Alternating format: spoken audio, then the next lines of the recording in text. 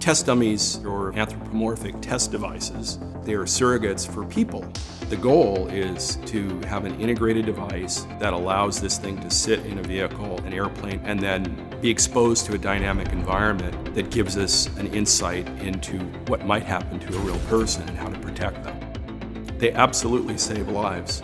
We come in with measurement devices and data recording devices. We have to measure accelerations, rates of change of angle, forces. The very early projects was really doing the ground-up design and then building a product. We did all of that initially out of our homes for a couple of years before we rented our first garage loft office, and we were there for over 3 years.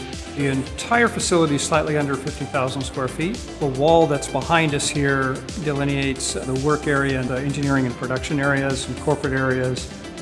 Large, super resourceful organizations come to us and say, hey, we have a problem that we think only you and your company can solve. The company's grown steadily and organically because we never stray too far from what we're good at, but we're constantly challenging ourselves to apply that core competency in new ways.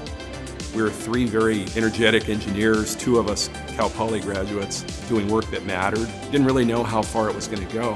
Turns out that doing an honest job and delivering a good service and a product allows you to grow.